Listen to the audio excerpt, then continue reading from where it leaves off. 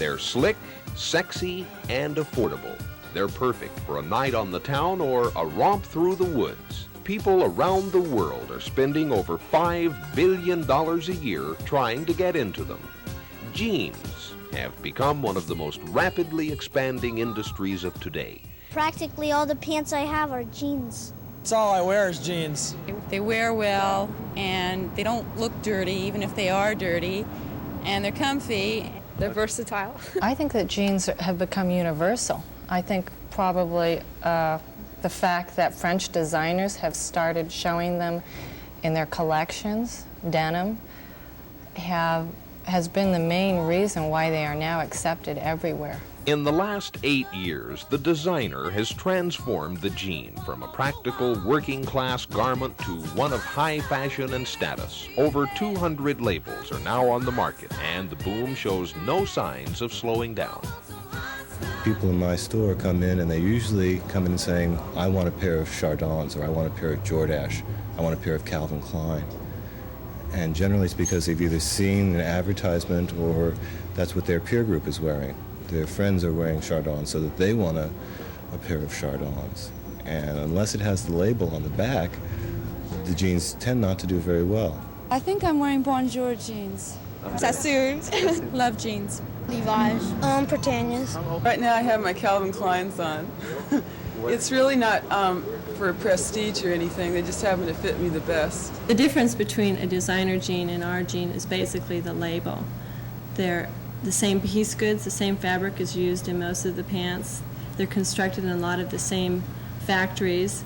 So what you're paying for is the advertising and the name on the back pocket. Chardon, for example, says Chardon of Paris, and yet they're designed in Los Angeles and made in Hong Kong. The only thing about them that is Parisian is the logo. And even houses like Levi's are starting to expand into the designer jean area. Their advertising is based much more on the fashion aspect of jeans rather than the gold miner, outdoorsman, carpenter kind of image.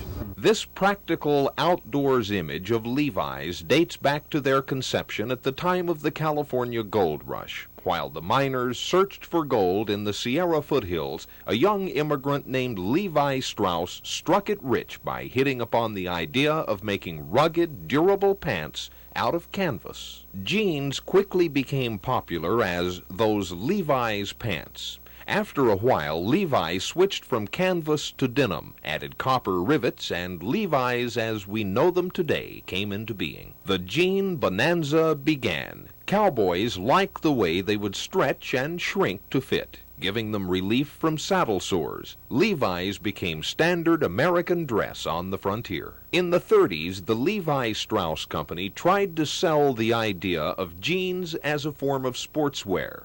But although Easterners enthusiastically donned Levi's at dude ranches, they took them off once they got back home.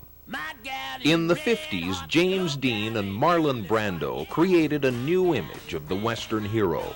Restless and rebellious, dressed in jeans, they gave America's youth a model of independence. Jeans became the uniform of the young. In the late 60s, members of the counterculture wore jeans like an insignia, and the more faded, patched, and ragged, the better. Blue jean baby, LA lady, seamstress for the band. Jeans represented everything that was contrary to the establishment. They were anti-status, anti-money, anti-fashion, unisexual, and somehow uniquely personal. Jeans have seemed to mirror the changing attitudes of the young. No longer socially unacceptable, fashion jeans, reflecting the values of the people who wear them, exhibit a contemporary interest in expensive styling and status.